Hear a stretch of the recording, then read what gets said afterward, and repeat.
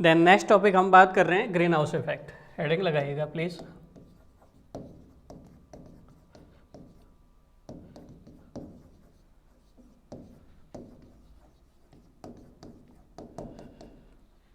अब green house effect global warming के लिए कैसे रेस्पॉन्सिबल है और इसको ग्रीन हाउस ही क्यों बोलते हैं, तो उसके बारे में हम सबसे पहले डिस्कस कर लेते हैं। तो इसका सबसे पहले बेसिक्स डिस्कस कर लेते हैं कि ग्रीन हाउस इफेक्ट का मतलब क्या है।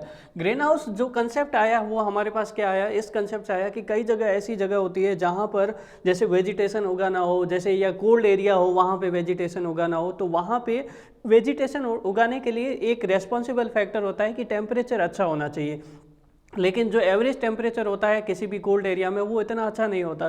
तो उसके लिए टेम्परेचर को कैसे बढ़ाया जाए, उसके लिए क्या करते हैं, एक कांच का या ग्लासेस का इस तरह से घर बना दिया जाता है, इस तरह से हाउस, ठीक है, और उसमें चारों तरफ कांच लगा दिए जाते हैं। अब हमारे पास होता क्या है कि जो सन है, सन मान लीजिए यहाँ पर सन है, ठीक है, ये सन है, तो यहाँ से इसकी जो सन रेज आ रही है, ये रेज जो आ रही है इसका जो वेवलेंथ होता है वो इस तरह से होता है, या ये जो रेज होती है वो किस टाइप की होती है, ये रेज जो होती है वो मेनली होती है इंफ्रारेड प्लस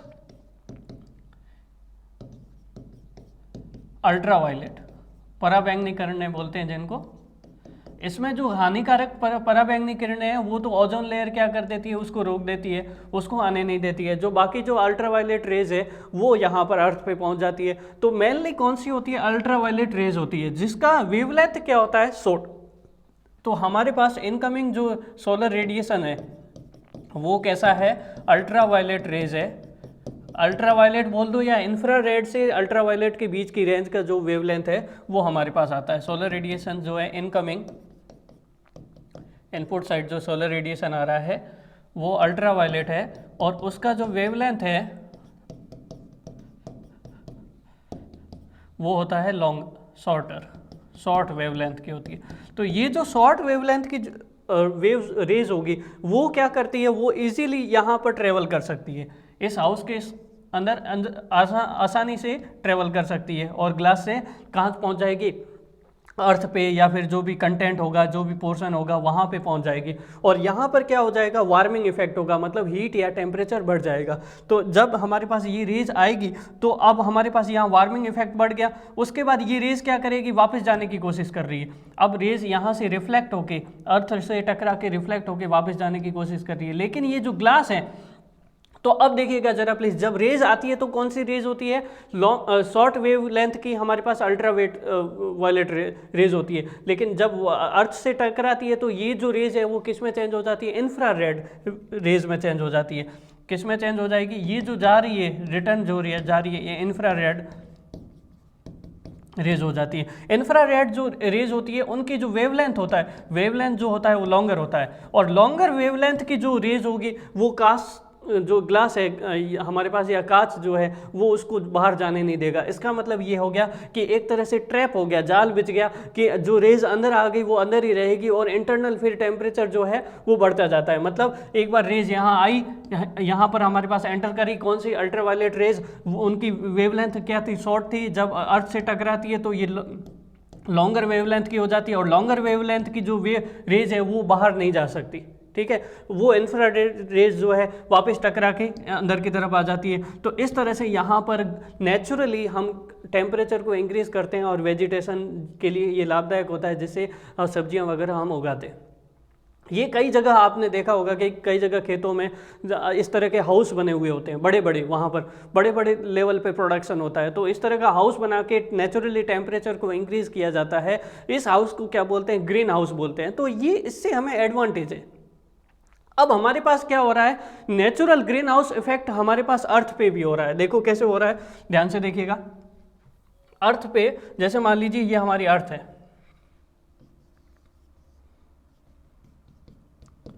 ठीक है, इस अर्थ में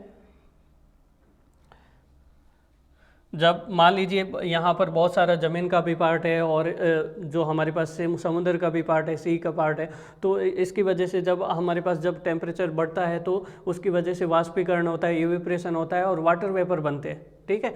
जब ये वाटर वेपर ऊपर चले जाते हैं एटमॉस्फेयर में, वाटर वेपर का जो लाइफ साइकिल है वो कितना दिन रहता है, 14 डेज रहता है, ये बात ध्यान रखिएगा। 14 दिन तक का लाइफ साइकिल रहता है वाटर वेपर का। तो ये वाटर वेपर जो है ऊपर की तरफ चले जाते हैं। अब मान लीजिए कि यहाँ से ये सन है, सन से जो रेज आ रही है, ये रेज आ रही है, तो जब यहाँ पर ये रेज आती है तो वाटर वेपर क्या करता है, उसको एब्जॉर्ब कर लेता है, उसकी एनर्जी को या उसकी जो टेम्परेचर है उसको, रेज को एब्जॉर्ब कर लेता है। और जो हमारे पास चारों तरफ, जब ये वाटर वेपर इसको एब्जॉर्ब करता है तो चारों तरफ का जो टेम्परेचर है वो बढ़ जाता है। ये इनकमिंग सोलर रेडिएशन है उसको भी एब्जॉर्ब करता है, और आउटगोइंग जो सोलर रेडिएशन है वाटर वेपर उसको भी एब्जॉर्ब करेगा। तो यहाँ पे जो वाटर वेपर हमें मिल रहा है, ये वाटर वेपर जितने भी मिल रहे हैं, ये सारे क्या करते हैं, ये वाटर वेपर कंटेंट जो है इनकमिंग सोलर रेडिएशन उसको भी एब्जॉर्ब कर रहा है, आउटगोइंग सोलर रेडिएशन जो रिफ्लेक्ट होकर वापस जा रही है अर्थ से उसको भी एब्जॉर्ब कर रहा है। तो इसके कारण नेचुरली चारों तरफ क्या हो रहा है, एक तरह से हमारे पास टेम्परेचर जो है बढ़ रहा है, और वही टेम्परेचर हमारे पास लाइफ प्रोडक्शन के लिए, जीवन जीने के लिए बहुत ज़रूरी है। और वो हम जानते हैं कि वो एवरेज टेम्परेचर कितना होना चाहिए, 15 डिग्री सेंटीग्रेड होना चाहिए। इसी की वजह से यहाँ पर अर्थ पे जीवन संभव है। तो इतना ग्लोबल लेवल पे हमारे पास टेम्परेचर इंक्रीमेंट चलेगा, ऑन एन एवरेज कितना, 15 डिग्री सेंटीग्रेड का। लेकिन अब हम बोल रहे हैं ग्लोबल वार्मिंग। ग्लोबल वार्मिंग का मतलब ये है कि एवरेज टेम्परेचर से 15 डिग्री सेंटीग्रेड से ज़्यादा भी अगर लेवल का अगर आपके पास टेम्परेचर बढ़ रहा है उसको हम ग्लोबल वार्मिंग बोल रहे हैं। ग्लोबल वार्मिंग का मतलब ये नहीं कि 0 डिग्री से ज़्यादा टेम्परेचर बढ़ गया। ग्लोबल वार्मिंग का मतलब ये है कि जो हमें नेचुरली चाहिए, नेचुरली ये जो चीज़ें हो रही है हमारे पास ये ठीक है। लेकिन अब हमारे पास प्रॉब्लम क्या हो रहा है, प्रॉब्लम ये हो रहा है कि यहाँ पर हमारे पास जो नेचुरल चीज़ें थी वो तो ठीक है, लेकिन एंथ्रोपोजेनिक, एंथ्रोपोजेनिक क्या होता है, एंथ्रोपोजेनिक का मतलब होता है ह्यूमन जनरेटेड। एंथ्रोपोजेनिक का मतलब क्या होता है, ह्यूमन जनरेटेड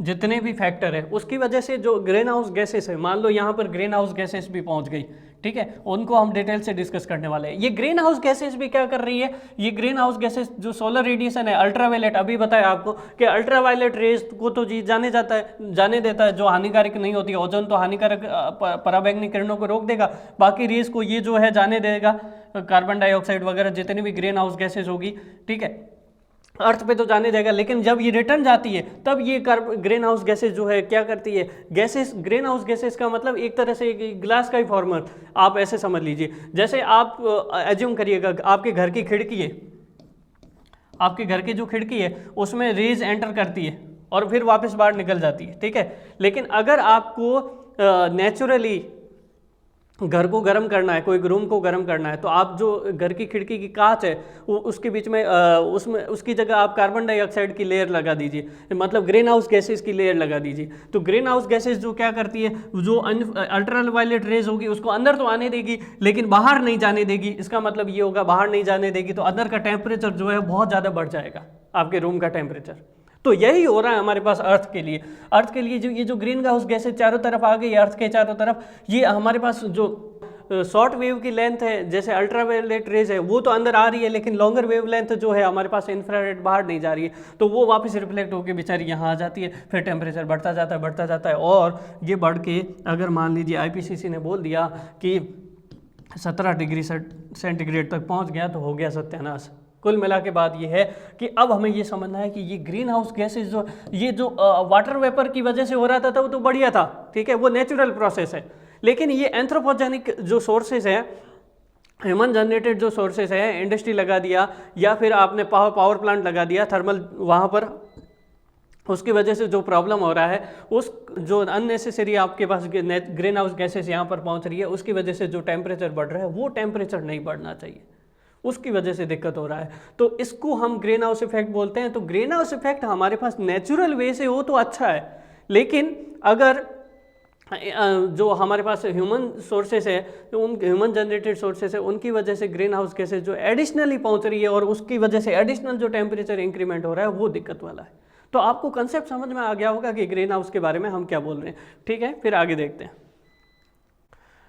तो यहाँ पर जो नोट्स है उसमें यहाँ पर मेंशन भी किया हुआ है कि किस तरह से हमारे पास ग्रीन हाउस इफेक्ट होता है। क्लाइमेट चेंज के बारे में हम डिस्कस कर चुके हैं डिटेल से, ग्रीन हाउस को हम समझ भी चुके हैं, लेकिन थियोरेटिकली कैसे लिखा हुआ है वो भी देख लेते हैं। तो यहाँ पर दिया हुआ है कि इन ग्रीन हाउस हमारे पास जो इंसिडेंट सोलर रेडिएशन होती है वो हमारे पास किस रेंज की होती है, अल्ट्रावायलेट से इंफ्रारेड के बीच की होती है। तो वो ग्लास के अंदर हमारे पास आसानी से पास कर जाती है, लेकिन जो हमारे पास लार्जर वेवलेंथ की इंफ्रारेड रेडिएशन होती है वो री एमिट होती है। लेकिन ये जब री एमिट होती है तो ग्लास जो मटेरियल होता है इनको वापस ट्रांसफ़र नहीं होने देता है, जिसकी वजह से यहाँ पर टेम्परेचर बढ़ता है।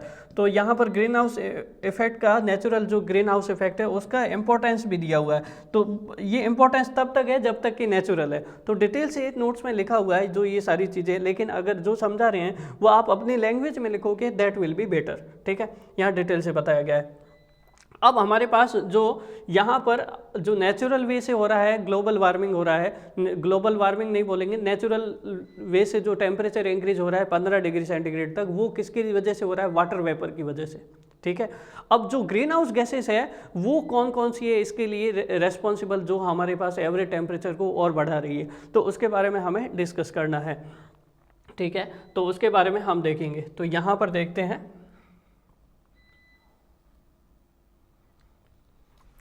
ग्रीन हाउस गैसेस कौन कौन सी है।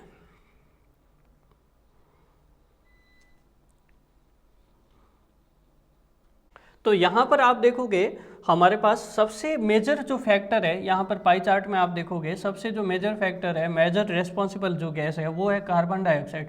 और कार्बन डाइऑक्साइड का जो परसेंटेज लेवल है वो कितना है, 60% level.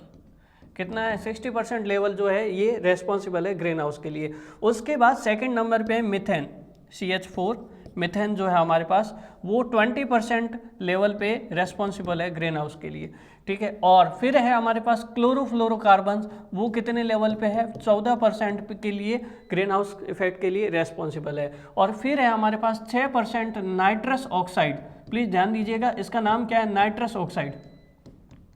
Nitrous oxide, nitrous oxide की वजह से हमारे पास N2O, उसकी वजह से ये कितना है, 6% है, ये भी हमारे पास ग्रीन हाउस गैस है। ठीक है, तो ये हमारे पास है। अब एक इम्पॉर्टेंट बात ये है कि कई बार इसमें क्वेश्चन अभी यहीं से बनना स्टार्ट हो जाएंगे, प्लीज़ ध्यान दीजिएगा। ये सारे यहाँ से आपके क्वेश्चन बनेंगे कि यहाँ से पहला क्वेश्चन क्या बन सकता है कि वह कौन सी गैस है जो ग्रीन हाउस गैस के लिए सबसे मोस्ट रेस्पॉन्सिबल है। तो वो हमारे पास हाईएस्ट वेटेज किसका है, कार्बन डाइऑक्साइड का।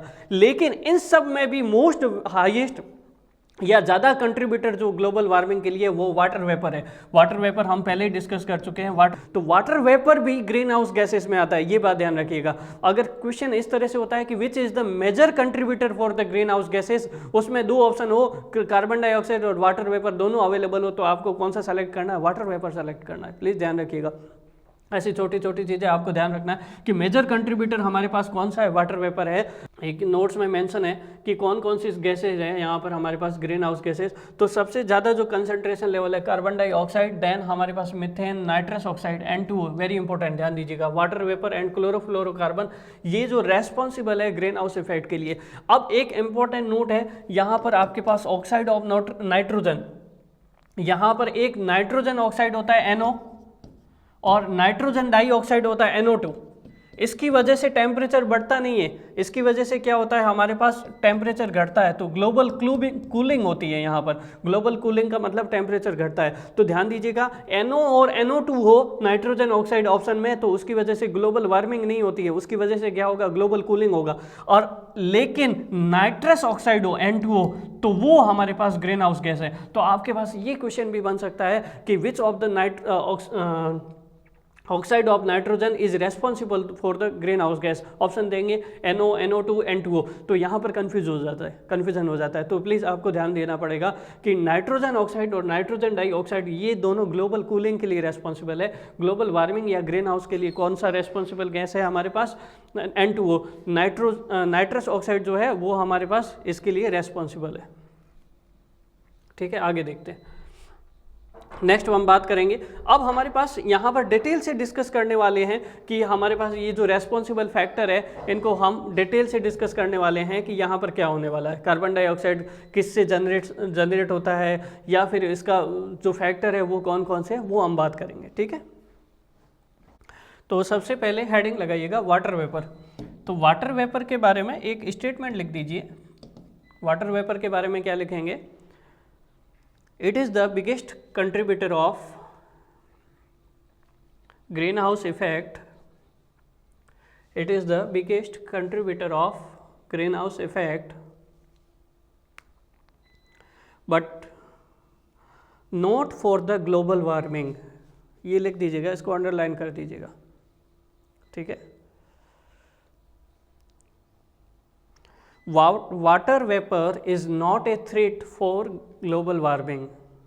ग्लोबल वार्मिंग के लिए रेस्पॉन्सिबल नहीं है, हाँ ग्रीन हाउस इफेक्ट के लिए ये पार्ट करता है हमारे पास, ठीक है। Is not a threat to global warming. Water vapour follows the water cycle. Water cycle को फॉलो करता है और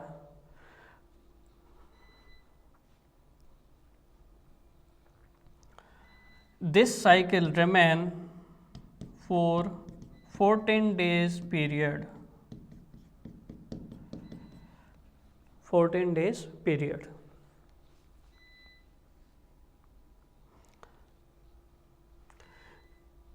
अब इससे हमारे पास यहाँ पर अगर गैसेस के रेस्पेक्ट में बोला जाए, कार्बन डाइऑक्साइड जो डेंजरस क्यों है, क्योंकि इसका टाइम पीरियड तो 14 दिन का है, लेकिन उसका जो लाइफ टाइम है ना वो 100 साल तक का है, ठीक है, कार्बन डाइऑक्साइड का, इसीलिए प्रॉब्लम हो रही है, ठीक है। देखते हैं कार्बन डाइऑक्साइड।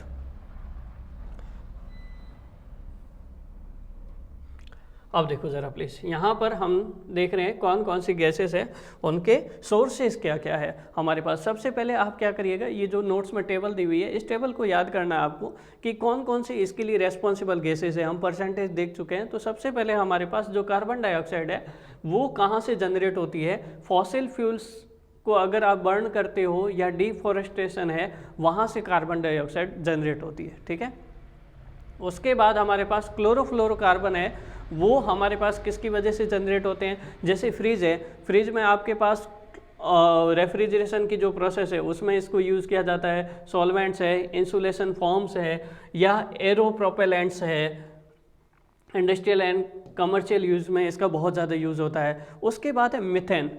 तो हमारे पास एक ऑब्जेक्टिव क्वेश्चन ये आता है कि मीथेन जो ग्रीन हाउस गैस रेस्पॉन्सिबल है, उसका सबसे बड़ा सोर्स कौन है जनरेट करने वाला? तो पैडी फील्ड्स जो होते हैं, धान के जो खेत होते हैं, धान जो होता है, चावल जैसे चावल उगाते हो तो वहाँ पर धान के जो खेत होते हैं वो इसके लिए मोस्ट रेस्पॉन्सिबल होते हैं। वहाँ पर सबसे ज़्यादा जो मीथेन गैस प्रोड्यूस करते हैं, यहाँ पर ये प्रोड्यूस करते हैं। उसके बाद जो हमारे पास कैटल है या एनिमल हस्बेंड्री है, वो भी इसके लिए रेस्पॉन्सिबल है। वेटलैंड्स, वेटलैंड भी हमारे पास, उसकी वजह से भी हमारे पास, वेटलैंड्स का मतलब क्या होता है? दलदली भूमि होती है, जो हमारे पास दलदली ज़मीन होती है उसको हम वेटलैंड बोल सकते हैं, ठीक है। तो ये भी हमारे पास रेस्पॉन्सिबल है मीथेन के प्रोडक्शन के लिए, फैक्ट्रीज भी रेस्पॉन्सिबल है। उसके बाद हमारे पास nitrogen oxides, nitrogen oxide N2O या यहाँ पर आप नाइट्रस ऑक्साइड भी बोल सकते हो। तो ये जो हमारे पास है, burning of fossil fuels, fertiliser, wood और क्रॉप रेजिड्यू, जैसे मान लीजिए आपने सुना होगा कि पराली वगैरह जलाते हैं, ठीक है। तो वहाँ पर अगर आपको burning of would and crop जो रेजिड्यू है, जो बचा हुआ है, उसको जलाते हैं तो उसकी वजह से हमारे पास नाइट्रस ऑक्साइड N2O जनरेट होता है। उसके बाद है कार्बन मोनोऑक्साइड। कार्बन मोनोऑक्साइड और ओजोन, दो गैसेस है। हालांकि हमने जो चार्ट में देखा वो हमारे पास मोस्ट ज़्यादा, सबसे ज़्यादा जो फैक्टर है वो रेस्पॉन्सिबल ग्रीन हाउस गैसेस के लिए वो ही शो किया, लेकिन ओजोन भी रेस्पॉन्सिबल होता है और कार्बन मोनोऑक्साइड भी जो है हमारे पास ग्रीन हाउस गैस का पार्ट है, ये ध्यान रखिएगा। आयरन और स्मेल्टिंग और बर्निंग ऑफ फॉसिल फ्यूल और burning of e waste, e waste को बर्न करने से हमारे पास क्या जनरेट होता है? कार्बन मोनोऑक्साइड जनरेट होता है। तो ये हमें देखना है इस टेबल में कि कौन कौन सी गैसेस हैं और वो किन की वजह से जनरेट हो रही है। अब सबसे पहला देखते हैं कार्बन डाइऑक्साइड, इंडिविजुअली डिस्कस करते हैं कार्बन डाइऑक्साइड क्या बोलती है हमारे पास, ठीक है, ये डिस्कस करते हैं। तो कार्बन डाइऑक्साइड के बारे में हम देख रहे हैं। तो कार्बन डाइऑक्साइड जो है वो मोस्टली जो फॉसिल फ्यूल्स हैं उनको जलाने से प्रोड्यूस हो रही है, सीमेंट प्रोडक्शन है, स्टील प्रोडक्शन है, या जितने भी पावर प्लांट है उनकी वजह से कार्बन डाइऑक्साइड जनरेट हो रही है। कार्बन डाइऑक्साइड जो है ग्रीन हाउस के लिए, ग्रीन हाउस इफेक्ट के लिए प्राइमरी रेस्पॉन्सिबल गैस है। अब कार्बन डाइऑक्साइड का क्या प्रॉपर्टी होता है कि कार्बन डाइऑक्साइड जो है ना एयर की बजाय भारी होती है। तो एयर की बजाय भारी होती है तो अर्थ की ये जो हम मान लीजिए ये सोलर रेज है, यहाँ से कौन सी रेज आ रही है हमारे पास, यहाँ पर हमारे पास मान लीजिए ये रेज आ रही है, ये अल्ट्रावायलेट रेज आ रही है जो हानिकारक है, उनको ओजोन लेयर छोड़, यहाँ पर हमारे पास ओजोन लेयर है, ये ओजोन लेयर जो है हानिकारक अल्ट्रावायलेट रेज को जो आने से रोक देगा, जो हमारे पास बाकी अल्ट्रावायलेट रेज है वो यहाँ पर आ जाएगी अर्थ पे, और वो गर्म होके वापस किधर जा रही है, ऊपर की तरफ जा रही है। जब ऊपर जा रही है तो वो किस में चेंज हो रही है, इंफ्रारेड में। अब यहाँ पे देखो CO2 है, या फिर हमारे पास H2 है, वाटर वेपर है, CH4 मीथेन है, ये सब क्या कर रहे हैं, जो ये इंफ्रारेड वेव्स हैं उनको क्या कर रहे हैं, ट्रैप कर रहे हैं। ट्रैप करने की वजह से यहाँ पर ये जो है टेम्परेचर जो है बहुत बढ़ रहा है। अब कार्बन डाइऑक्साइड की क्या प्रॉपर्टी होती है, कार्बन डाइऑक्साइड की ये प्रॉपर्टी होती है कि ये डेंस होती है, डेंस देन द एयर, मतलब भारी होती है एयर के कंपैरिजन में, इसलिए ये अर्थ की सरफेस के नज़दीक रहती है। अर्थ की सरफेस के नज़दीक इसका कंसंट्रेशन ज़्यादा रहता है। तो अर्थ की सरफेस की जितना नज़दीक रहेगी तो ये जो जितनी भी लौटने वाली रेज है, इंफ्रारेड है, जो रिफ्लेक्ट होके जा रही है, उनको तो ये जाना ही नहीं देगा। तो कार्बन डाइऑक्साइड इसलिए ज़्यादा इफेक्ट डाल रहा है हमारे पास यहाँ पर ग्रीन हाउस गैसेज में। आगे देखते हैं, नेक्स्ट हमारे पास है सेकंड नंबर पे ओजोन। ओजोन के बारे में बात करते हैं तो ओजोन हमारे पास, ओजोन भी एक ग्रीन हाउस गैस का पार्ट है। अब यहाँ पे क्वेश्चन ये आता है कि ओजोन तो हमारे पास अच्छी होती है, वो तो क्या करती है कि हानिकारक जितनी भी पराबैंगनी किरणें आती है, हमने छठी सातवीं में पढ़ा होगा, उनको रोकती है ताकि हमारे पास उससे स्किन कैंसर वगैरह नहीं हो। ओजोन तो हमारे लिए अच्छी होती है, लेकिन इस ओजोन को समझने के लिए आपको समझना पड़ेगा कि हमारे पास ओजोन अगर ट्रोपोस्फेयर में अवेलेबल है तो उसको हमारे पास ओजोन जो है, जैसे मान लीजिए कि हमारे पास कौन कौन से लेयर होती है, मंडल आपने सुना होगा ना, एक सोप मंडल होता है ट्रोपोस्फेयर, उसके बाद सोप मंडल के बाद समताप मंडल होता है और स्ट्रेटोस्फेयर, उसके बाद हमारे पास मेजोस्फेयर होता है मध्य मंडल, उसके बाद हमारे पास आयनोस्फेयर होता है आयन मंडल, उसके बाद हमारे पास एक्सोस्फेयर होता है बहिर्मंडल। तो ये जो हमारे पास अलग अलग लेयर्स रहती है अर्थ के चारों ओर, जैसे मान लीजिए ये अर्थ है, अर्थ से अगर मान लीजिए अर्थ देख रहे हो तो अर्थ में हमारे पास ये अर्थ है, उसमें ये जो पार्ट है ये कौन सा पार्ट है, इक्वेटर का पार्ट है, मतलब भूमध्य रेखा, और ये हमारे पास कर्क रेखा और मकर रेखा 23.5 डिग्री पे रहती है, ठीक है। उसके बाद यहाँ पे हमारे पास जो है वो पोलर रीजन्स है। तो यहाँ पर अगर आप देखोगे तो ये जो ट्रोपोस्फेयर है इसकी जो पोलर रीजन पे ऊंचाई होती है 8 किलोमीटर होती है, और इक्वेटर से जो इसकी ऊंचाई होती है वो मतलब कितने किलोमीटर बाद होती है, लगभग 20 किलोमीटर बाद, लगभग 20 किलोमीटर बाद आपको ट्रोपोस्फेयर मिलती है। अब हम बात कर रहे थे ओजोन की, अगर ओजोन की लेयर यहाँ पे है, स्ट्रेटोस्फेयर में है, ये ओजोन है आपके पास, ठीक है, तो उसको बोलते हैं गुड ओजोन। लेकिन ओजोन का कुछ पार्ट यहाँ पे आ गया ट्रोपोस्फेयर में, उसको बोलते हैं बैड ओजोन। क्या बोलते हैं, बैड ओजोन। ओजोन तब तक ही अच्छी है हमारे लिए जब तक कि वो स्ट्रेटोस्फेयर में रहे, लेकिन अगर वो ट्रोपोस्फेयर में आ गई, मतलब हमारे पास सौर मंडल में आ गई, तो उसकी वजह से प्रॉब्लम होता है। तो प्रॉब्लम क्या होता है, ओजोन जो है, जैसे मान लीजिए कि अगर समताप मंडल में है तो पराबैंगनी किरणों को रोकने से हमारे पास स्किन कैंसर वगैरह को होने नहीं देती है, आँखें उससे खराब नहीं होती है, सब सेफ रहता है। लेकिन यही अगर ओजोन नीचे आ गई, सौर मंडल में आ गई, नीचे के लेवल पर आ गई, तो यही चीज़ हमें आँखें खराब कर देगी।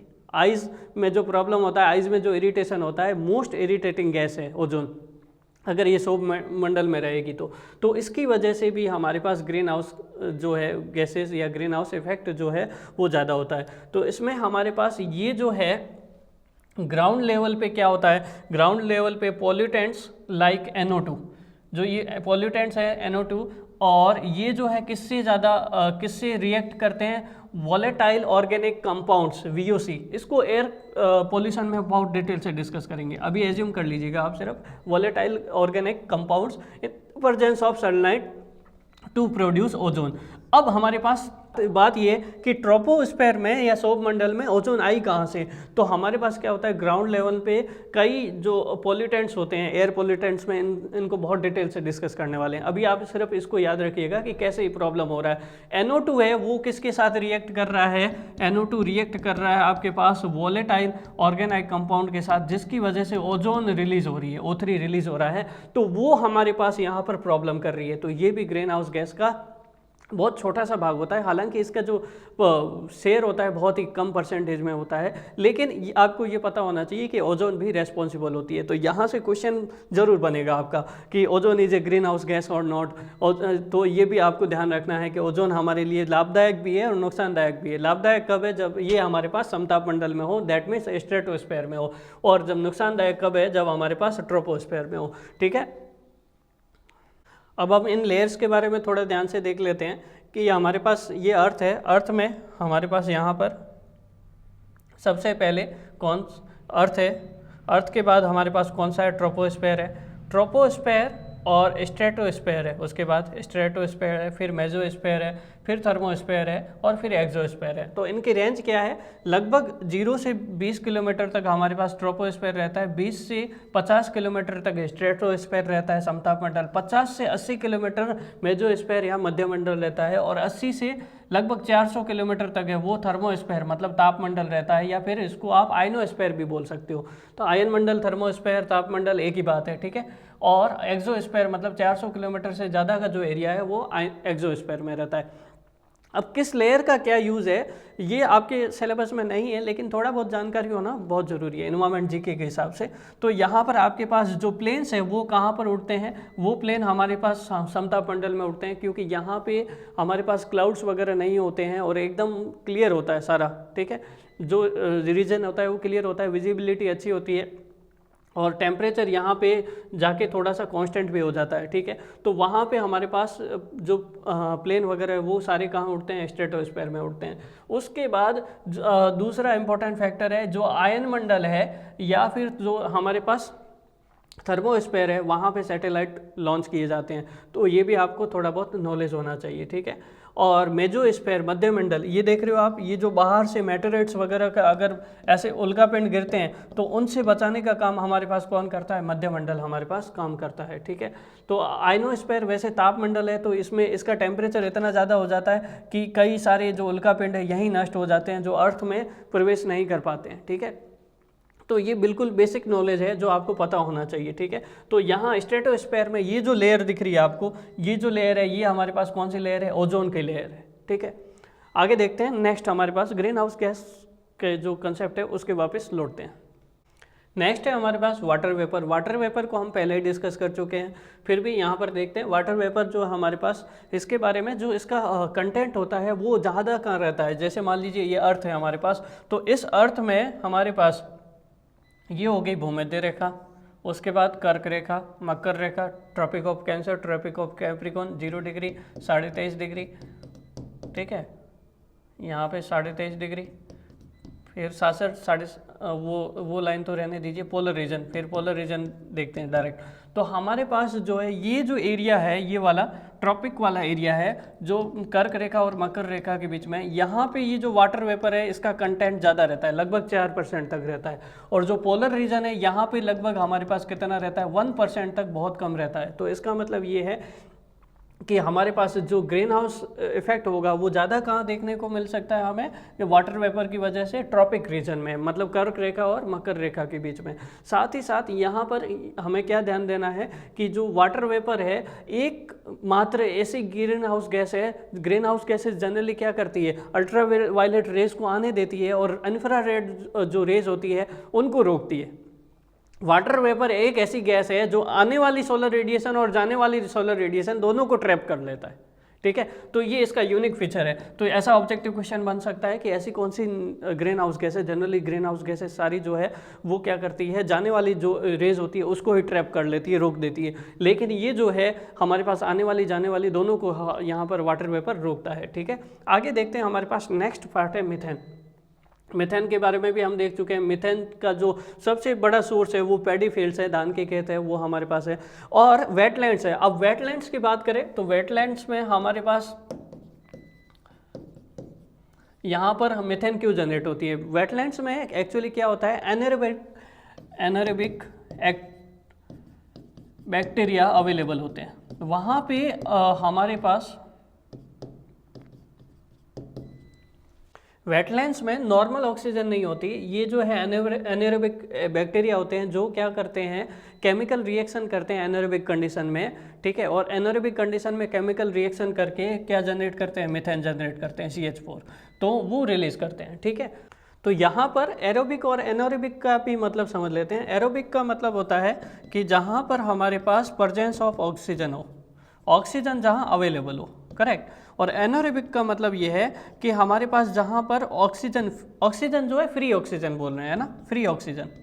ठीक है, एनारोबिक कंडीशन में ऑक्सीजन अवेलेबल नहीं होती। कौन सी फ्री ऑक्सीजन अवेलेबल नहीं होती है, वहाँ पे NO2 NO3 ये बाउंडेड होती है, एक तरह से जो एटम्स होते हैं या कंपाउंड होते हैं उनमें बाउंडेड होती है। तो इस ऑक्सीजन को क्या करना पड़ता है, रिएक्शन के थ्रू फ्री करना पड़ता है।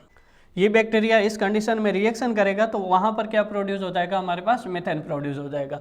तो ये एनारोबिक कंडीशन होती है। अगला हम देखते हैं नाइट्रस ऑक्साइड। नाइट्रस ऑक्साइड के बारे में हम पहले ही देख चुके हैं कि nitrous oxide is a part of green house gas. इसका प्रोडक्शन कैसे होता है वो हम कॉजेज सोर्सेस हम पहले डिस्कस कर चुके हैं।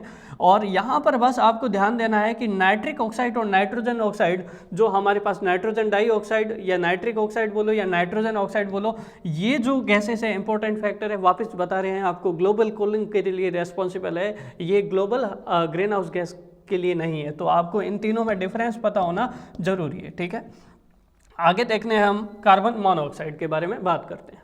इसके बारे में आप ध्यान दीजिए प्लीज़, ये जो है short lived green house gas है, इसका इफेक्ट बहुत ज़्यादा देखने को नहीं मिलता है और ये एयर से भी लेस डेंस होती है। लेकिन यहाँ पे इसका प्रॉब्लम क्या है, इसका जो इफेक्ट होता है इनडायरेक्ट रेडिएटिव फोर्सिंग, इसका इफेक्ट कैसे होता है वो देखते हैं। जैसे मान लीजिए कि हमारे पास ये क्या करता है कि ट्रोपोस्फेरिक मतलब ट्रोपोस्फेयर में सौरमंडल में ओजोन और मीथेन के कंसंट्रेशन को ये बढ़ाता है। कैसे बढ़ाता है कि हाइड्रोक्सिल रेडिकल या OH के साथ ये क्या करता है, रिएक्शन करता है, और उसकी वजह से इनडायरेक्टली मीथेन और हमारे पास ओजोन का कंसंट्रेशन बढ़ा रहा है। तो अगर इन दोनों का कंसंट्रेशन बढ़ेगा तो ग्रीन हाउस इफेक्ट हमारे पास बढ़ेगा। तो ये हमारे पास बस इसकी बात ये होती है कि इसका जो परसेंटेज लेवल है इफेक्ट होता है वो बहुत कम होता है, शॉर्ट लाइव्ड होती है, इसलिए हमारे पास ये काम चल जाता है। फिर आगे डिस्कस करते हैं। नेक्स्ट हमारे पास फ्लोरोनेटेड गैसेस है, जो हमारे पास क्लोरोफ्लोरोकार्बन है या फिर हाइड्रोफ्लोरोकार्बन है, परफ्लोरोकार्बन है, इन सबको डिटेल से डिस्कस करते हैं। ठीक है,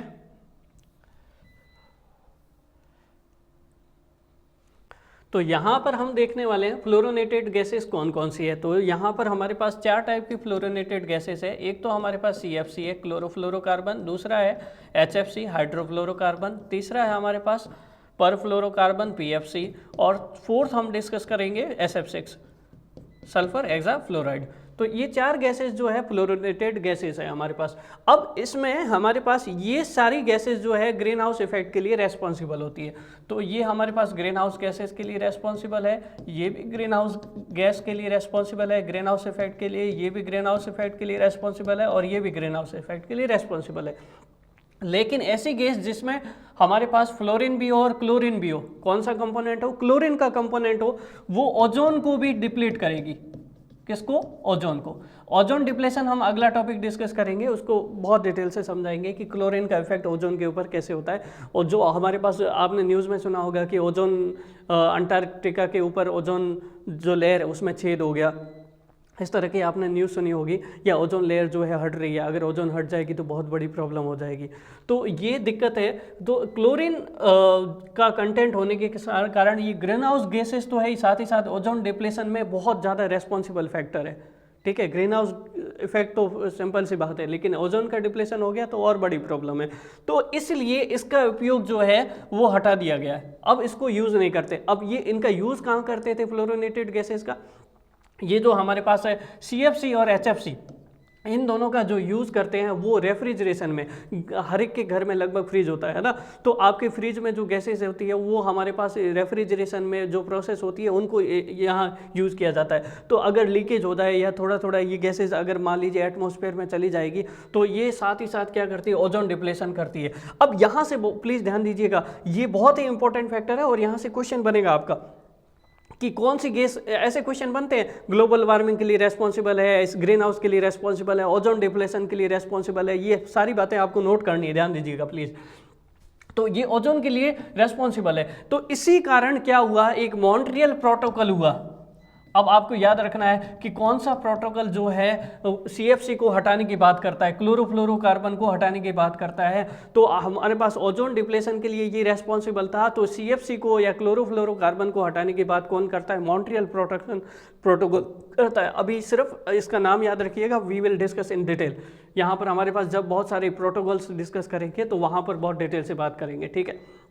अब हमारे पास ये जो है इसको रिप्लेस किया गया CFC को। अब CFC तो ओजोन डिप्लेशन करता था तो इसलिए इसको हटा दिया गया। उसके बाद किसको यूज किया गया, हाइड्रोफ्लोरोकार्बन्स को। तो हाइड्रोफ्लोरोकार्बन्स जो है ओजोन को तो नहीं हमारे पास नुकसान पहुंचाएगा, क्योंकि इसमें क्लोरीन का कंपोनेंट नहीं है, क्लोरीन का पार्ट नहीं है, तो ओजोन वहां पर डिप्लेट नहीं होगी। लेकिन ये जो है ना, इनका रेफ्रिजरेशन में यूज़ किया जाता है, एरोसेल प्रोपेलेंट्स में, सॉल्वेंट्स में, या फिर फायर रिटार्डेंट्स में यूज़ किया जाता है। तो ये जो हमारे पास है ग्रीन हाउस गैस के लिए और ज़्यादा इफेक्टिव है। ये हमारे पास कुल मिला के ऐसे समझ लो कि इनका जो लाइफ टाइम है ना बहुत ज़्यादा होता है। अभी हम ग्लोबल वार्मिंग पोटेंशियल का एक कंसेप्ट समझने वाले हैं, उसमें और ज़्यादा डिटेल से डिस्कस करने वाले हैं कि ये इनका इफेक्ट कैसे होता है। तो आगे देखिए ज़रा, परफ्लोरोकार्बन ये किसकी वजह से प्रोड्यूस होते हैं, ये एल्यूमिनियम प्रोडक्शन जब आप कर रहे हो या फिर मैन्युफैक्चरिंग ऑफ सेमीकंडक्टर कर रहे हो तो उसके बाई प्रोडक्ट्स के रूप में इसका प्रोड्यूसन होता है। तो परफ्लोरोकार्बन आपको पता होना चाहिए कि कौन सी चीज़ कहाँ से प्रोड्यूस हो रही है, उसका सोर्स कौन है और उसकी वजह से क्या प्रॉब्लम हो रही है, ये नोट करना है आपको, ठीक है हमारे पास। उसके बाद सबसे डेंजरस हमारे पास जो चीज़ है SF6। सबसे डेंजरस क्यों है वो ये भी हम डिस्कस करने वाले हैं। तो SF6 जो है सल्फर हेक्साफ्लोराइड, ये जो हमारे पास ये भी एक ग्रीन हाउस गैस है। इसको सबसे ज़्यादा कहाँ यूज़ किया जाता है, इलेक्ट्रिकल ट्रांसमिशन में। अगर मान लीजिए आपके घर के बाहर MCB वगैरह लगा होता है ना, सर्किट ब्रेकर वगैरह, तो सर्किट ब्रेकर को बहुत अच्छे लेवल पे, हाई वोल्टेज लेवल पे डिज़ाइन करने के लिए SF6 का यूज़ किया जाता है। अगर मान लीजिए वहाँ से लीक हो जाता है हमारे पास, या फिर इसका जो SF6 गैस लीक हो जाएगी इन्वायरमेंट में, तो वहाँ पर बड़ी प्रॉब्लम हो सकती है। तो यहाँ पर हमारे पास एक कंसेप्ट सीखने वाले हैं, ग्लोबल वार्मिंग पोटेंशियल। वापस यहीं पर आएंगे, उससे पहले ये कंसेप्ट सीख लेते हैं। ग्लोबल वार्मिंग पोटेंशियल क्या होता है? ग्लोबल वार्मिंग पोटेंशियल का मतलब ये है कि कार्बन डाइऑक्साइड जो है ना वो कितने साल तक जीवित रहेगा, मतलब कि उसका इफेक्ट लाइफ टाइम कितना रहेगा। अब हमारे पास ये देखो, हमने ये बोला कि हमारे पास ये देखो, अब यहाँ पर हमारे पास एक ये जो कार्बन डाइऑक्साइड का जो पार्ट है ये 100 साल तक जीवित रहता है। कितने, इसका लाइफ टाइम कितना होता है, 100 ईयर्स तक, ठीक है। तो 100 ईयर्स को अगर एक मान लिया जाए और कार्बन डाइऑक्साइड के रेस्पेक्ट में दूसरी जितनी भी गैसेज है उनका लाइफ टाइम देखा जाए तो उसको हम बोलते हैं global warming potential. Global warming potential का मतलब ये है कि कार्बन डाइऑक्साइड को आप रेफरेंस ले रहे हो और उसके रेस्पेक्ट में दूसरी जितनी भी गैसेज है जो ग्रीन हाउस गैस को, ग्रीन हाउस इफेक्ट के लिए रेस्पॉन्सिबल है, उसको हम उसके रेस्पेक्ट में देखेंगे। मान लीजिए कि हमारे पास कार्बन डाइऑक्साइड का 100 ईयर को 1 मान लिया, तो अगर कोई भी गैस 1000 साल तक लाइफ टाइम है उसका, तो इसका मतलब 100 का कितना गुना हो गया, 10 गुना हो गया, तो उसका ग्लोबल वार्मिंग पोटेंशियल कितना हो गया, 10 हो गया। इसका मतलब ये है कि जैसे मान लीजिए कि ये 100 साल तक जीवित रहती है कार्बन डाइऑक्साइड, और दूसरी कोई ग्रीन हाउस गैस है वो कितना 1000 साल तक जीवित रहती है, तो उसका पार्ट जो है उसका लाइफ टाइम है, सो इसका कितना गुना हो गया, 10 गुना हो गया। तो 10 गुना को हम क्या बोलते हैं, ग्लोबल वार्मिंग पोटेंशियल बोलते हैं, करेक्ट। तो ग्लोबल वार्मिंग पोटेंशियल के लिए यहाँ पर टेबल देखने वाले हम। तो देखो जरा प्लीज, कार्बन डाइऑक्साइड को यहाँ पर हमने क्या माना, कार्बन डाइऑक्साइड को हमने यहाँ पर कार्बन डाइऑक्साइड का जो 100 ईयर है उसको हमने क्या मान लिया, 1 मान लिया। उसका हमारे पास इसका वार्मिंग पोटेंशियल है उसको 100 ईयर को 1 मान रहे हैं, तो इसका जो लगभग लाइफ टाइम जो होता है 50 से 200 ऑन एन एवरेज 100 ईयर ही मानते हैं। ठीक है, हमारे पास मिथेन है, मिथेन कितना साल तक मिथेन इसका कितने गुना तक पोटेंशियल है, इसका 21 गुना पोटेंशियल है। ठीक है, उसके बाद नाइट्रस ऑक्साइड, उसका जितने टाइम कार्बन डाइऑक्साइड जीवित रहेगी उसके 310 गुना लाइफ टाइम के लिए कौन जीवित रहेगा, नाइट्रस ऑक्साइड। उसके बाद जो इसका हमारे पास ग्लोबल वार्मिंग पोटेंशियल है किसका, हाइड्रोफ्लोरोकार्बन का। अगर मान लीजिए कार्बन डाइऑक्साइड 100 साल जीवित रहती है तो ये 11,700 × 100 इतने साल तक जीवित रहेगी, इसका लाइफ टाइम इतना ज़्यादा होता है। तो इसीलिए ये ज़्यादा डेंजरस हो गई इसका, अगर ग्लोबल वार्मिंग पोटेंशियल के रेस्पेक्ट में पूछा जाए तो। और आगे देखो जरा प्लीज़, हमारे पास परफ्लोरोकार्बन 9,200 गुना ज़्यादा, ये तो भाई साहब और भी ज़्यादा हो गया। SF6 जो है हमारे पास 23,900 गुना किसका, कार्बन डाइऑक्साइड का। ठीक है, तो SF6 गैस को तो बिल्कुल ही एनवायरमेंट में जाने नहीं देना है। अगर आपके पास क्वेश्चन आए इस तरह से कि ग्रीन हाउस गैस के लिए ग्लोबल वार्मिंग पोटेंशियल की रेस्पेक्ट में सबसे हाईएस्ट ग्लोबल वार्मिंग पोटेंशियल किसका है, तो वो कौन सी गैस का है, SF6 गैस का। SF6 गैस का, या फिर जितनी भी फ्लोरोनेटेड गैसेस हैं, SF6 है, परफ्लोरोकार्बन है, हाइड्रोफ्लोरोकार्बन है। क्लोरोफ्लोरोकार्बन तो हटा दी, उसको तो अब यूज भी नहीं करते। ठीक है, कौन सी प्रोटोकॉल के तहत, मॉन्ट्रियल प्रोटोकॉल के तहत। तो अब हमारे पास सबसे ज़्यादा जो green house GWT global warming potential किसका है, सबसे ज़्यादा है SF6 का। उसके बाद किसका है हमारे पास, उसके बाद हमारे पास ये है हाइड्रोफ्लोरोकार्बन का, उसके बाद हमारे पास किसका है, परफ्लोरोकार्बन का। ये हमारे पास ये ग्लोबल वार्मिंग पोटेंशियल है। ठीक है, ये आपको ध्यान देना है। हाँ, मिनिमम रेंज हमारे पास इसका कम है, तो ग्लोबल वार्मिंग पोटेंशियल जैसे जैसे नीचे की तरफ जाओगे तो वैसे वैसे हमारे पास ग्लोबल वार्मिंग पोटेंशियल बढ़ता जा रहा है। तो ये भी पूछा जा सकता है ग्लोबल वार्मिंग पोटेंशियल, प्लीज़ इसको करेक्ट कर लीजिएगा। ये PFC इधर लिख दीजिएगा, HFC इधर लिख दीजिएगा। ठीक है, तो यहाँ पर अब अगर हम टेबल बनाएं, टेबल में हमारे पास सबसे ज़्यादा ग्लोबल वार्मिंग पोटेंशियल किसका है, SF6 का। उसके बाद किसका है हमारे पास, उसके बाद ग्लोबल वार्मिंग पोटेंशियल SF6 के बाद क्या आया था, PFC। उसके बाद सबसे उससे कम किसका है, HFC का। उससे कम किसका है हमारे पास, नाइट्रस ऑक्साइड का। ठीक है, नाइट्रस ऑक्साइड। उसके बाद हमारे पास मीथेन का, CH4 का। उसके बाद CO2 का। तो CO2 से तो ये बहुत ज़्यादा ग्लोबल वार्मिंग पोटेंशियल के रेस्पेक्ट में बहुत ज़्यादा ये स्ट्रॉन्ग गैस है हमारे पास, ग्रीन हाउस गैस है। तो हमारे पास अगर CO2 बहुत ज़्यादा मात्रा में चली जाए और इसका HFC का या फिर SF6 का छोटे से अणु भी चले जाए तो बहुत ज़्यादा प्रॉब्लमदायक है, वो तो बड़ी प्रॉब्लम करने वाला है। तो इस तरह से हम ग्रीन हाउस गैसेस को हमने यहाँ पर डिस्कस किया है। तो ग्रीन हाउस गैसेस में आपको ध्यान रखना है, क्या क्या फैक्टर ध्यान रखने हैं कि उसका सोर्सेस क्या है, किससे जनरेटेड होते हैं और उसकी वजह से क्या प्रॉब्लम हो रही है, यहाँ पर इनका यूज़ कहाँ किया जाता है, और इसका ग्लोबल वार्मिंग पोटेंशियल का कंसेप्ट बहुत ही इंपॉर्टेंट है, ये भी आपको ध्यान देना है। ठीक है, इनका लाइफ टाइम देखते जाइएगा कितने सालों तक होता है। ठीक है, तो ग्लोबल वार्मिंग पोटेंशियल इसका बहुत ज़्यादा है हमारे पास, किसका, सल्फर हेक्साफ्लोराइड का। ठीक है, आगे देखते हैं नेक्स्ट हमारे पास। अभी हमारे पास एक टॉपिक और रह गया था हमारे पास ग्रीन हाउस गैस में, उसके लिए हमारे पास है ब्लैक कार्बन और ब्राउन कार्बन। ये भी रेस्पॉन्सिबल है हमारे पास ग्रीन हाउस इफेक्ट के लिए। तो अब इनको डिस्कस करते हैं, ब्लैक कार्बन और ब्राउन कार्बन क्या होता है वो देखते हैं। अब देखिए हमारे पास दो टर्म है, एक ब्लैक कार्बन है, एक ब्राउन कार्बन है। Black carbon and brown carbon.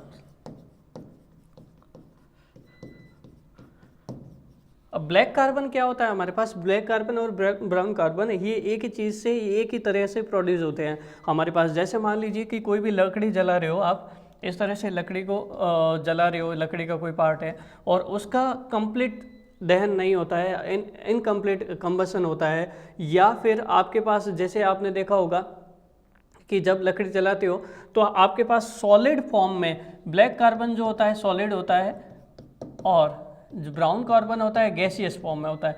तो अगर मान लीजिए कि किसी वुड को या लकड़ी को जला रहे हो और इनकम्प्लीट कंबसन होता है तो सॉलिड फॉर्म में जो कण निकलते हैं, जो कण निकल रहे हैं सॉलिड फॉर्म में, उनको हम क्या बोलते हैं, ब्लैक कार्बन बोलते हैं। और गैस फॉर्म में जो कण निकलते हैं उनको हम क्या बोलते हैं, ब्राउन कार्बन बोलते हैं। तो सिंपल सी बात है कि जब हमारे पास लकड़ी का दहन कर रहे हो और या फिर आप इनकम्प्लीट कंबशन कर रहे हो तो वहाँ पर सॉलिड फॉर्म में जो हमारे पास कण निकलते हैं उनको ब्राउन कार्बन बोलते हैं, और गैसियस फॉर्म में जो कण निकलते हैं उनको ब्लैक कार्बन सॉलिड होगा और ब्राउन कार्बन कौन सा होगा, गैसियस फॉर्म में होगा। या फिर आप देखो जैसे मान लीजिए कोई ट्रक वगैरह जा रही हो तो वो डीजल यूज़ कर रहे हैं, तो डीजल का जो टैंक होता है उसमें कई बार ऐसा काला काला सा पार्ट निकलता है, तो हाँ सॉलिड जो काले काले से डॉट्स निकलते हैं, कण निकलते हैं, उनको हम बोलते हैं ब्लैक कार्बन, और जो हमारे पास गैसियस फॉर्म में निकलेगा उसको हम क्या बोलते हैं, ब्राउन कार्बन बोलते हैं। तो ये भी हमारे पास ग्रीन हाउस गैस के लिए रेस्पॉन्सिबल होते हैं। तो कहाँ से जनरेट होते हैं, पहली बात तो ये आपको ध्यान रखना है। ब्लैक कार्बन को सूट भी बोला जाता है, कई बार आपको सूट देखने को मिलेगा वर्ड, एनवायरमेंट साइंस में सूट वर्ड यूज किया जाता है, तो वहाँ पर इसको सूट भी बोला जाता है। तो ये किसकी वजह से होता है, produce from incomplete combustion, incomplete combustion की वजह से प्रोड्यूस होता है। फिर आगे देख रहे हैं हम, हमारे पास यहाँ पर ब्लैक कार्बन के लिए, अब ब्लैक कार्बन में क्या होता है देखो ज़रा प्लीज़। ब्लैक कार्बन की वजह से होने क्या वाला है, हमारे पास ये जैसे मान लीजिए कि आइस है, ठीक है, आइस है या स्नो है, तो आइस की मान लीजिए ये लेयर है, ठीक है। अब ये आइस कैसी होती है, वाइट लेयर होती है। अब हमारे पास मान लीजिए कि सन रेज आ रही है, यहाँ से सन रेज आ रही है, तो आइस क्या करती है कि जैसे आपने ब्लैक बॉडी रिएक्शन सुना होगा। ब्लैक बॉडी रिएक्शन क्या होता है, ब्लैक बॉडी रिएक्शन का मतलब ये है कि अगर आप बाहर सूरज की किरणें हैं और ब्लैक कोई भी कलर का पार्ट या फिर टी शर्ट पहन के बैठे हो, शर्ट पहन के बैठे हो, तो आपके पास वहाँ पर जो रेडिएशंस है, हीट है, वो बहुत ज़्यादा होगी। ब्लैक बॉडी क्या करती है, हीट को एब्जॉर्ब करती है, ठीक है, और वाइट बॉडी क्या करती है, हीट को रिलीज़ करती है, वो अब ज़्यादा से ज़्यादा हीट को रिलीज़ करती है। तो हमारे पास जो सन रेज होती है, अगर मान लीजिए आइस से टकराती है, तो आइस क्या करती है, उसको रिलीज़ कर देती है, उसका बहुत सारा पार्ट रिफ्लेक्ट कर देती है, ठीक है, क्योंकि इसमें ऊपर क्या होता है, वाइट फॉर्म होता है। लेकिन अगर यहाँ पर ब्लैक कार्बन पहुँच गया, ये ब्लैक कार्बन जो होता है ना, ये ज़्यादा टाइम के लिए जीवित नहीं रहता है, लेकिन लाइफ टाइम इसका बहुत कम होता है। लेकिन फिर भी अगर मान लीजिए ये ब्लैक कार्बन हमारे पास यहाँ पर पहुँच गया, यहाँ पर ब्लैक ब्लैक कुछ पार्ट हो गए, ये इसके ऊपर, आइस के ऊपर, यहाँ पर ये ब्लैक कार्बन पहुँच गया, ठीक है, अब ये आइस ब्लैक फॉर्म में होगी। अब ये बताओ कि यहाँ पर हमारे पास तो ब्लैक बॉडी रिएक्शन की वजह से यहाँ पर ये जो है हीट को एब्जॉर्ब करेगा, और हीट को एब्जॉर्ब करेगा तो ग्लेशियर जो है वो पिघलने लग जाएंगे, ये आइस पिघलने लग जाएगी, ये एक बड़ा फॉर्म है। तो ये हमारे पास इस इफेक्ट को क्या बोलते हैं, अल्बिडो इफेक्ट बोलते हैं, अल्बिडो, अल्बिडो।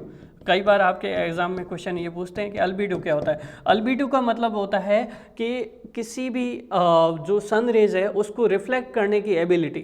अल्बिडो अच्छा होता है यदि उसमें किसी भी चीज़ में, अब मान लीजिए आइस है, तो सबसे अगर आपको बोले कि आइस और लकड़ी है, उसमें से अल्बिडो किसका अच्छा होगा, तो लकड़ी जो है वो हीट को एब्जॉर्ब करेगी, सन रेज जो आएगी उसको एब्जॉर्ब करेगी।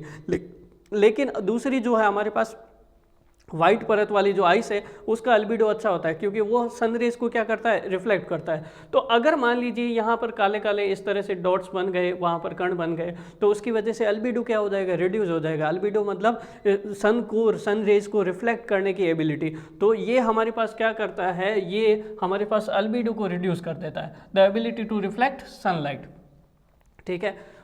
और ये हमारे पास हो गया। साथ ही साथ जितनी भी सनलाइट आएगी, ब्लैक कार्बन क्या करेगा, strongest absorber of sunlight, sunlight को एब्जॉर्ब कर लेता है और हीट को, एयर को हमारे पास क्या कर देता है, हीटेड कर देता है। तो इसकी वजह से यहाँ पर टेम्परेचर बढ़ सकता है। तो हालांकि इसका लाइफ टाइम जो है बहुत ही कम होता है, तो इसलिए अगर इसका प्रोडक्शन रोक दिया जाए तो, या फिर इसीलिए जो गवर्नमेंट है बहुत अच्छे अच्छे नॉर्म्स ला रही है, तो वहाँ पर हमारे पास इन चीज़ों का यूज़ कम से कम किया जाए ताकि इनका प्रोडक्शन नहीं हो, ठीक है। आगे बढ़ते हैं। हमारे पास ब्राउन कार्बन और ब्लैक कार्बन में ये फ़र्क है कि ब्लैक कार्बन हमारे पास, ध्यान रखिएगा, नोट ये लिखिएगा, ये नोट्स में नहीं लिखा हुआ है। ब्लैक कार्बन जो है सॉलिड होता है और ब्राउन कार्बन हमारे पास गैसियस फॉर्म में होता है, तो ये वहीं से सेम प्रोडक्शन होता है इसका। और ब्राउन कार्बन भी हमारे पास इसके हीट के लिए रेस्पॉन्सिबल होता है। यहाँ पर हमारे पास इसका जो इफेक्ट होता है बहुत ही कम होता है, ठीक है। आगे हम एक क्वेश्चन लेते हैं और इस क्वेश्चन को ध्यान से सुनिएगा प्लीज़। क्वेश्चन सुनिएगा प्लीज़। क्वेश्चन क्या है हमारे पास, The increasing amount of carbon dioxide in the air is slowly raising the temperature of atmosphere because it absorbs. क्या पूछा है कि हमारे पास एटमॉस्फेयर में कार्बन डाइऑक्साइड का जो कंटेंट है वो स्लोली इंक्रीज हो रहा है और टेम्परेचर को बढ़ाता है। क्यों बढ़ाता है? ऑप्शन दिया हुआ है कि ये एब्जॉर्ब करता है वाटर वेपर को और हीट रिलीज करता है।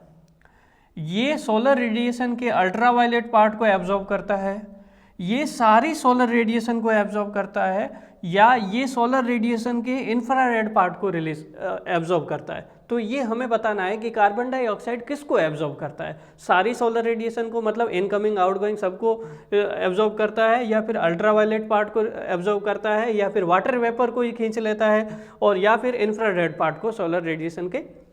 तो हमने आपको बताया कि CO2, आई होप कि आपको आंसर आ रहा होगा इसका कि कौन से पार्ट को ये एब्जॉर्ब करता है। तो आपको यहाँ पर हमने बताया है कि हमारे पास, थोड़ा सा बैक में जाते हैं, ये जो CO2 है तो ये क्या कर रही है, ये हमारे पास जो अल्ट्रावायलेट रेज है उनको तो जाने दे रहा है, और लेकिन जो इंफ्रारेड रेज वापस जा रही है उनको क्या कर रहा है, ये एब्जॉर्ब कर रहा है। तो सिर्फ केवल और केवल किस सारी सोलर रेडिएशन को ये एब्जॉर्ब नहीं कर रहा है, अल्ट्रावायलेट रेज को तो ये जाने देता है। तो ये ग्रीन हाउस की तरह ही है कि कांच जो है, ग्लास का जो हमने ग्रीन हाउस बनाया था तो वो अल्ट्रावायलेट रेज को जाने दे रहा था, लेकिन जो हमारे पास इंफ्रारेड रेज वापस रिफ्लेक्ट होके जा रही थी उनको एब्जॉर्ब कर रहा था। तो ये हमारे पास ऑप्शन क्या करेक्ट हो जाएगा यहाँ पर,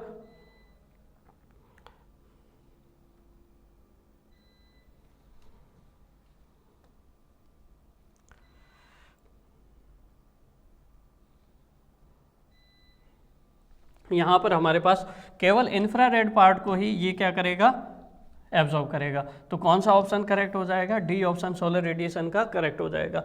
ठीक है, अब हमारे पास केवल और केवल यहाँ पे एक बात ध्यान रखिएगा, ग्रीन हाउस गैसेस में वाटर वेपर ही एक ऐसा होता है जिसमें पॉसिबिलिटी होती है कि आने वाली रेज और जाने वाली रेज दोनों को ही एब्जॉर्ब कर लेता है, बाकी कोई भी किसी में भी ये एबिलिटी नहीं है। We have already discuss. तो ऐसे क्वेश्चंस आपके बनेंगे, तो कंसेप्ट क्लियर रखिए, ऐसा नहीं कि रटा रटा कोई क्वेश्चन आ जाएगा। ठीक है, हाँ, रटने वाला पार्ट बहुत कम है, समझने वाले पार्ट ज़्यादा है, तो यहाँ पर आपको इस तरह से ध्यान देना है। फिर आगे बढ़ते हैं हमारे पास, तो ग्रीन हाउस गैसेस हो गई हमारे पास, ग्रीन हाउस इफेक्ट क्या होता है, ग्रीन हाउस गैसेस हो गई। उसके बाद इसके इम्पैक्ट हम पहले वीडियो में देख चुके हैं कि हमारे पास इसके इम्पैक्ट क्या होने चाहिए, इम्पैक्ट क्या होंगे। तो उसकी वजह से हमारे पास अर्थ को जो है बहुत ज़्यादा नुकसान हो रहा है। हालांकि इन इम्पैक्ट को आप डिटेल से नोट्स में भी दिया हुआ है, तो आप इम्पैक्ट को और ज़्यादा डिटेल से भी पढ़ सकते हो, लेकिन इम्पैक्ट के ऊपर बहुत कम क्वेश्चन बनते हैं, मोस्टली क्वेश्चन यहाँ से बनेंगे। नेक्स्ट देख रहे हैं ग्रीन हाउस गैस प्रोटोकॉल, इसके बारे में देखते हैं। इसके बारे में भी एक ऑब्जेक्टिव क्वेश्चन बन जाता है कि ग्रीन हाउस गैस प्रोटोकॉल क्या होता है।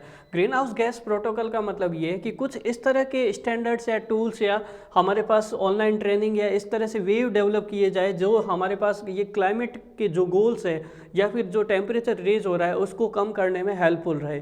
तो हमारे पास ग्रीन हाउस गैस जो प्रोटोकॉल है उसके बारे में कुछ डिस्कस कर लेते हैं। हमारे पास क्या दिया हुआ है, तो ग्रीन हाउस गैस जो प्रोटोकॉल है ये क्या करता है, एक फ्रेमवर्क इस्टेब्लिश करता है किसको मेजर करने के लिए, मेजर और manage green house gas emissions from private and public sector operations, value chains and mitigation actions. तो ये क्या करता है कि जितने भी प्राइवेट और पब्लिक सेक्टर जितने भी पार्ट है उन सब से ग्रीन हाउस गैस कितनी एमिट हो रही है उसको मेजर करेगा, मैनेज करेगा, और मिटिगेशन मतलब उसको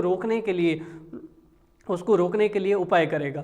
तो ये सारा कौन पार्ट करेगा, ग्रीन हाउस गैस प्रोटोकॉल करता है। ग्रीन हाउस गैस जो प्रोटोकॉल है वो किन किन संस्थाओं से मिलकर बना हुआ है, world resource institute WRI, world business council for sustainable development WBCSD, full form भी आती है ध्यान रखिएगा, world business council for sustainable development. ये इन फुल फॉर्म ये जब देते हैं ना, फुल फॉर्म में एग्जामिनर क्या करता है, थोड़ा बहुत चेंज कर लेता है, सस्टेनेबल की जगह कुछ डाल दे देगा, रिसोर्स डाल देगा, तो हमारे पास कन्फ्यूजन हो जाता है। तो ये बात आप ध्यान रखिएगा, फुल फॉर्म जितने भी इन्वायरमेंट साइंस में हम फुल फॉर्म पढ़ने वाले हैं ना, आप क्या करिएगा, एक सिंगल पेज बना दीजिएगा इन्वायरमेंट साइंस में को, आप बहुत शॉर्ट नोट्स बनाइए। ठीक है, जो बड़ी बड़ी चीज़ें उनके शॉर्ट नोट्स बनाइए, जितनी भी आपके पास ये जितनी संस्थाएं आएगी उनका फुल फॉर्म लिख दो, वो उनका हेडक्वार्टर कहाँ है या फिर किन किन से मिलकर बना है और उनका मुख्य उद्देश्य क्या है, ये आप ध्यान दीजिएगा, इनका एम क्या है। तो ये सारी चीज़ें आप एक पेज पे लिख दीजिएगा, ताकि क्यों कन्फ्यूजन होता है लास्ट में, जब इन्वायरमेंट साइंस पढ़ लेते हैं बहुत सारी संस्थाएँ हो जाती है, याद नहीं रहता किसका क्या काम था। तो आप शॉर्ट टर्म में ये नोट्स मेंटेन करते जाइएगा प्लीज़, ठीक है। तो बिजनेस, हमारे पास बिजनेस काउंसिल है और वर्ल्ड रिसोर्स इंस्टीट्यूट है, ये दोनों हमारे पास मिलकर इसको बनाया गया है, ठीक है। और कब बनाया गया? In the late 1990s। तो अब इससे रिलेटेड एक क्वेश्चन है, वो देख लेते हैं।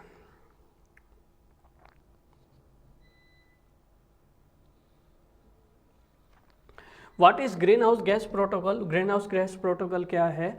ये ऑप्शन दिया हुआ है कि ये इंटरनेशनल अकाउंटिंग टूल है government and business leaders to understand quantify and manage green house gas emissions. Green house gas emission के बारे में है, उनको अंडरस्टैंड करने के लिए, उसको मेंटेन करने के लिए।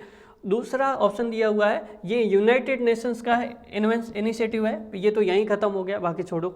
ये इंटर गवर्नमेंट एग्रीमेंट है, नहीं है, इंटर गवर्नमेंट एग्रीमेंट नहीं है। It is one of the multilateral red plus initiative, ये भी नहीं है, बाय वर्ल्ड बैंक, ये भी नहीं है हमारे पास। तो हमारे पास ऑप्शन कौन सा करेक्ट हो जाएगा? ई ऑप्शन करेक्ट हो जाएगा, ठीक है। इस तरह से आपके पास क्वेश्चंस बनते हैं। आगे देखते हैं नेक्स्ट हमारे पास क्या है।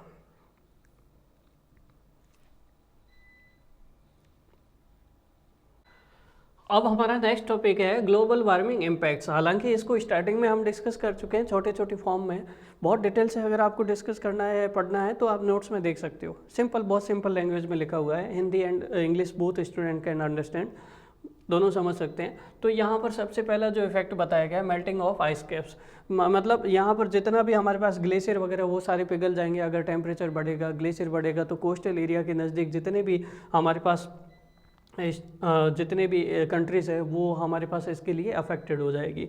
इसमें डिटेल से लिखा हुआ है हमारे पास, ठीक है।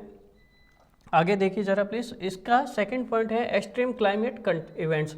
एक्सट्रीम क्लाइमेट इवेंट का मतलब ये है कि मर्जी आए तब हीट वेव चलेगी, मतलब गर्म हवा एकदम, हरिकेन्स जब आएगा तब साइक्लोन्स आ जाएंगे, ठीक है। और हमारे पास फ्लडिंग आ जाएगी, बाढ़ के चांसेस बढ़ जाएंगे।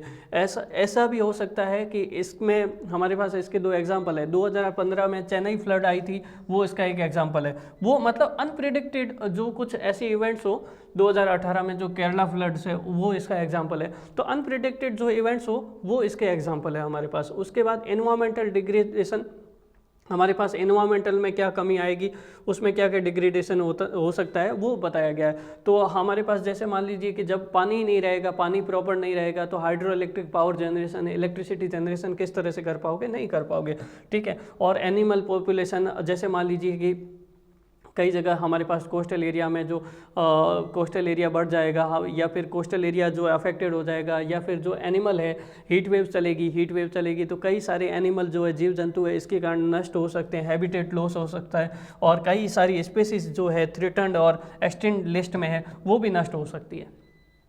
थ्रेटन्ड एंड एक्सटिंक्ट लिस्ट मतलब जो खत्म होने के कगार पर है।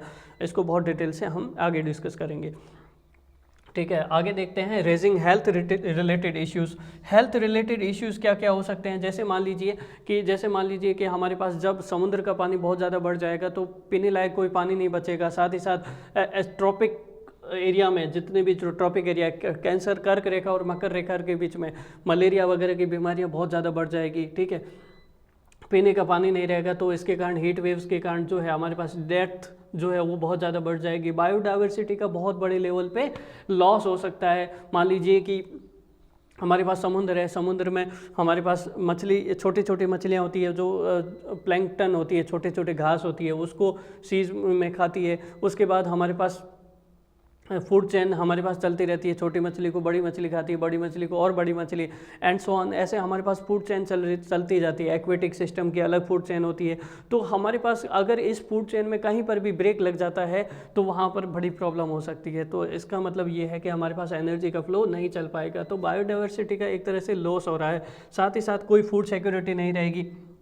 फूड सिक्योरिटी का मतलब ये है कि हमारे पास अनप्रिडिक्टेड फॉर्म में अगर मान लीजिए कोस्टल एरियाज़ वगैरह अफेक्टेड हो गए तो जब समुद्री जीव नहीं बचेंगे तो हमारे पास फिशरीज इफेक्ट नहीं होगा और फिश वगैरह नहीं पकड़ पाएंगे। तो कोस्टल एरिया के जो लोग हैं वो बेचारे परेशान होंगे। साथ ही साथ हमारे पास ज़मीन बहुत कम बचेगी प्रोडक्शन के लिए, वीट प्रोडक्शन के लिए या फिर जितने भी अनाज उगाने के लिए भी उसके प्रोडक्शन के लिए ज़मीन बहुत कम बचेगी। तो रिसोर्सेज जो है, वाटर रिसोर्सेज, फ्रेश पानी है, वाटर है, वो बहुत कम अवेलेबल होगा। ये सारा इसमें डिस्कस किया हुआ है। फूड सिक्योरिटी भी हमारे पास कम हो जाएगी।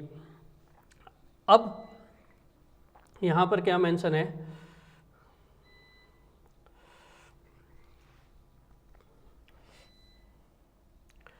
आगे देखते हैं।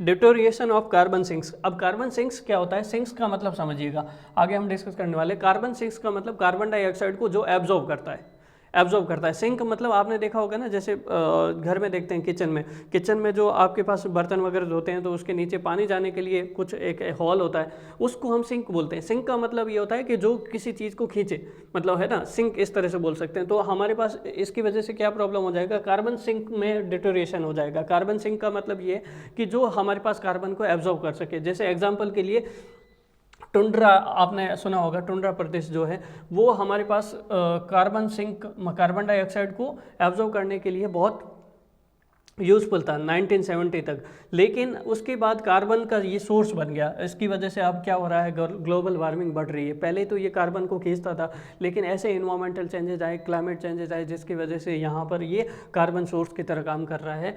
तो यहाँ पर हमारे पास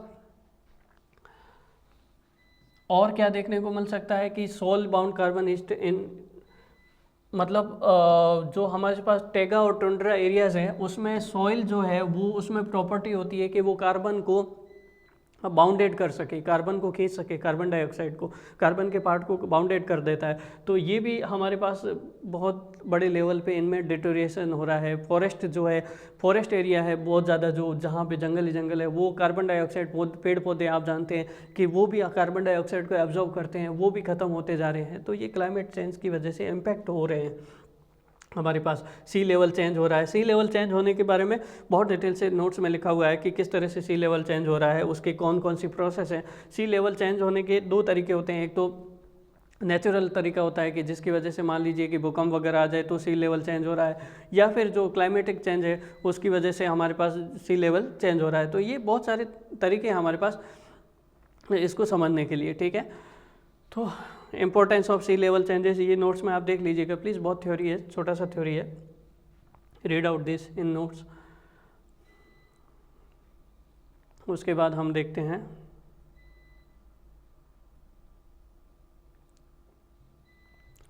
फाइनली जो सी लेवल चेंज हो रहा है उसके ऊपर जो हमारे पास उसको चेक करने के लिए, इस फिनोमेना को चेक करने के लिए एक संस्था बनाई गई है जिसको हम बोलते हैं ocean and coastal area programme activity centre. Was set up in the 1987 में इसको United Nations environment Programme UNEP इसके अंडर सेटअप किया गया था to identify the countries facing the maximum risk of submergence. मतलब ऐसे कंट्री को आइडेंटिफाई किया जाए जो आने वाले समय में डूब ही जाएंगे। जैसे हमारे पास इंडिया के साइड में छोटे से आइलैंड वाला एक देश है मालदीव, तो वहाँ पर हमारे पास मालदीव जो है सबसे ज़्यादा नुकसान तो उस देश को ही हो जाएगा। ऐसे ऐसे कई देश है जो छोटे आइलैंड पे बने हुए हैं, वो तो पूरी तरह से नष्ट हो जाएंगे। तो ये उसको चेक करने के लिए हमारे पास ये संस्था बनाई गई है। किसके under? United Nations environment programme के तहत 1987 में। अगेन फुल फॉर्म लिख दीजिएगा, ocean and coastal area programme activity centre, ठीक है। तो ये हमारे पास पार्ट हो गया ग्लोबल वार्मिंग से रिलेटेड ग्रीन हाउस गैस का। फिर आगे हम देखने वाले हैं डिटेल से हमारे पास कि ये जो इसका मेन जड़ है कार्बन डाइऑक्साइड है। और कार्बन डाइऑक्साइड को अगर कहीं आप खींच के, जितना कार्बन जनरेट हो रहा है, एमिट हो रहा है, उतना ही कार्बन क्या कर लो, एब्जॉर्ब करा लो कहीं, ठीक है। तो हमारे पास ये ग्लोबल वार्मिंग या फिर ग्रीन हाउस इफेक्ट जो है वो कम हो सकता है। उसको 1.5 डिग्री टेम्परेचर को 1.5 डिग्री सेंटीग्रेड से ज़्यादा होने से रोक सकते हैं। तो आगे नेक्स्ट लेक्चर में हम देखने वाले हैं कि ये कार्बन को आप किस तरह से एब्जॉर्ब करके रख सकते हो, उसकी क्या क्या मेथड है वो हम सब डिस्कस करेंगे, ठीक है।